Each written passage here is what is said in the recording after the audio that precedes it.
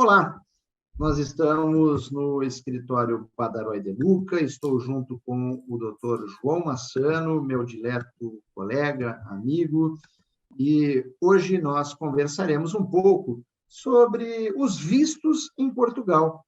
Tudo bom, Dr. João Massano? Tudo bom? E por aí também? Por aqui, tudo caminhando. Hoje não são os diálogos luso-atlânticos, é uma breve conversa sobre os vistos em Portugal. E, sem delongas, João, eu gostaria de perguntar para ti o seguinte: quais são os tipos de vistos existentes para viajar a Portugal? Nós temos, naturalmente, até porque estamos na União Europeia, e é importante salientar isso, que é uma das vantagens do sistema português, é permitir o acesso ao espaço europeu se for um determinado tipo de visto. Nós temos os vistos nacionais e os vistos Schengen. Os Schengen são até 90 dias, são estadas de curta duração, sendo que em cada período de 180 dias pode-se conceder um visto de 90. São concedidos para efeitos de turismo, visita familiar, negócios, trabalho sazonal, trânsito, outros. Os nacionais são aqueles de longa duração, de maior duração, podem ser de estada temporária ou para obtenção da autorização de residência ou para estudo, estágio, trabalho, tratamento médico ou outros motivos que sejam atendíveis aqui em Portugal. Excelente. E, João, diga-me uma coisa, até para que aqueles que pretendem aplicar para obter o visto português, quais são os documentos necessários para se obter um visto em Portugal? É assim, aí eu acho que o mais aconselhável será falar com um advogado. E porquê? Porque cada tipo de visto requererá um tipo de documentação específica. Portanto, nada como pedir um aconselhamento a quem sabe para poder, naturalmente, conduzir o processo da melhor maneira, porque há vários tipos de visto e cada um deles tem os seus documentos específicos. Por exemplo, se for um visto de estudo, naturalmente terá que comprovar a frequência de um estabelecimento ou a inscrição num estabelecimento. E aí nós teremos que ir adaptando, mas penso que o melhor é cada um colocar a questão ao seu advogado relativamente ao que pretende e depois, naturalmente, o advogado aconselhará o melhor visto para a situação. Muito interessante o que você apontou. Deixa-me só acrescentar uma coisa, Rui, já agora, que é algo que nos tem preocupado até nos nossos diálogos, e eu gostava de salientar, e desculpa-me interromper-te, mas eu acho que, pelo que eu tenho lido em alguns comentários de cidadãos brasileiros que chegam a Portugal, independentemente do tipo de visto, e eu deveria ter dito isto logo no início, mas esqueci-me, é muito importante que quem vem para Portugal se informe relativamente a alguns aspectos da vida em Portugal. Porquê? Porque muitas das vezes as pessoas chegam a Portugal convencidas que o nível de vida é um ou é outro e são surpreendidas com alguns valores de salário mínimo, por exemplo, que acham que é maior do que se calhar do que é ou que é menor, depende da perspectiva. Os custos sociais, por exemplo, uma coisa que também preocupa muito os cidadãos brasileiros é a assistência médica.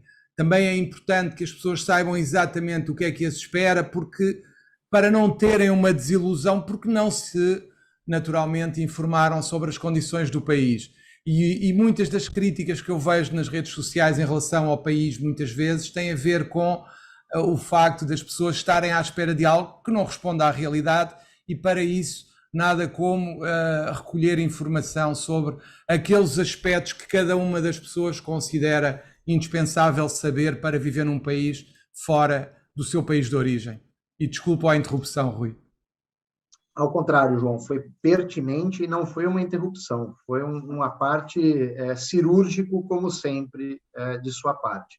João, é muito interessante o que você apontou sobre a necessidade de se procurar um advogado, portanto, um profissional legalmente habilitado para acompanhar os trâmites para a obtenção de um visto, para que o estrangeiro possa ingressar e permanecer no território português de maneira legal, é que se justifica o teu à parte e as consequências dele, no sentido de que, justamente, João, as pessoas não devem se fiar naqueles, e nada contra, né, os YouTubers e etc., que fazem suas lives sobre as mais diversas temáticas, ao contrário, né, loas a todos eles. Mas as pessoas não devem se fiar a esse tipo de profissional que não está legalmente habilitado e que, por vezes, traz uma visão que não é juridicamente correta, e as consequências disso, portanto, a solução que, por vezes, é apontada por essas pessoas, acaba não sendo uma solução legal, uma solução corretamente a ser observada perante os órgãos oficiais do governo português, e etc. Dito isto, João, eu tenho mais uma pergunta para ti. Quanto custa um visto português? Essa é uma pergunta nevrálgica. Óbvio que o acompanhamento de um profissional legalmente habilitado, um advogado, é de suma importância. Mas qual é o custo de um visto português hoje? O visto Schengen, a taxa geral é 80 euros. O visto de estada temporária é 75 euros. O visto de residência é 90 euros. Portanto, aqui teremos que ver qual é o visto que está em causa e depois, naturalmente, o valor variará entre os 75 e os 90. Perfeito. E, João, sobre os vistos de residência, né, há o famoso, apelidado assim, Golden Visa. Você poderia nos falar um pouco sobre esse tipo de visto? O Golden Visa foi um regime criado em 2012 que prevê a possibilidade de fazer investimento em Portugal e obter uma autorização de residência. Naturalmente, é um visto que são chamados, como tu disseste, vistos dourados, em que as pessoas fazem um investimento em Portugal que pode ser variado, nomeadamente, e o mais comum é a aquisição de imóveis, naturalmente esse visto, essa autorização de residência permite a estada em Portugal. A vantagem em termos de autorização de residência é o tempo relativamente curto que é necessário estar em Portugal por ano, que são 7 dias no primeiro ano, por exemplo, e aí a pessoa consegue não ter a obrigação de estar em permanência em Portugal como nas outras autorizações de residência e vai mantendo o seu visto, desde que esteja esse período de tempo, por exemplo, no primeiro ano, e naturalmente os requisitos são menores do que os das outras autorizações de residência. As autorizações de residência do tipo Golden Visa também têm vindo a surgir outras vias que têm estado a ser mais vulgarizadas, como o investimento em fundos, que também tem permitido, empreendimentos turísticos, também pode haver a constituição de uma sociedade comercial, por exemplo. Há umas quantas atividades de investimento que são bem-vindas em Portugal e que podem ser aproveitadas para obter essa autorização de residência e, naturalmente, quem puder fazer e quiser fazer esse tipo de investimento, Portugal receberá e concederá essa autorização. Porque o que se pretende aqui é estimular a atividade económica e, em tempos de crise como aquele que atravessamos, provocado quer pela guerra, quer pela pandemia, eu diria que o investimento é bem-vindo em Portugal, salvaguardando naturalmente a proveniência do dinheiro ser lícita, que é um dos requisitos essenciais que é imposto pelo governo português. Quem introduz o dinheiro em Portugal tem que o fazer através de uma conta bancária portuguesa e, claro, os bancos têm os compliances e a verificação da origem dos fundos e, claro, se houver alguma justificação que diga ou faça surgir uma luz vermelha, a pessoa terá que justificar a sua proveniência, como há alguns bancos que perguntam, até porque a pessoa terá que justificar ou por atividade passada ou por rendimentos perdiais que tenha no país de origem ou por outro que seja atendível, uma herança, por exemplo. Os bancos portugueses costumam questionar qual a razão pela qual a pessoa tem o valor que tem para investir em Golden Visas. E isso é preciso alguma atenção, porque ainda para mais, sabendo nós que no Brasil se discute a questão da origem de alguns fundos em algumas aquisições de políticos. Aqui em Portugal é a mesma coisa, sendo que a nossa legislação sobre branqueamento de capitais é uma legislação, diria eu, que é rigorosa e os bancos têm que a cumprir. E aí no Brasil até é algo que tem estado a ser discutido, mas isso tu melhor do que eu poderás elucidar-nos sobre a questão. Eu juro que farei uma brincadeira agora. Então, não é possível eu aportar em Portugal com uma mala e seus 500 mil euros para fazer um investimento e obter o Golden Visa. Não é assim que nos tempos que correm, não, nos tempos que correm não podes vir com aqueles sacos pretos como às vezes apareciam em Portugal, cheios de notas e punham o dinheiro todo em cima da mesa e começavam a contar. Eu ouvi falar de situações em que as pessoas levavam as notas em caixotes e começavam a contar no banco o dinheiro, portanto. Pois. Isso já não é preciso, isso já não é possível, pelo menos para a obtenção de Golden Visa não é de certeza, porque perante o CEF é preciso fazer essas provas todas e se não forem feitas, dificilmente conseguirão o Golden Visa. Eu fiz a brincadeira, João, mas agora realmente é sério, nós não abordamos.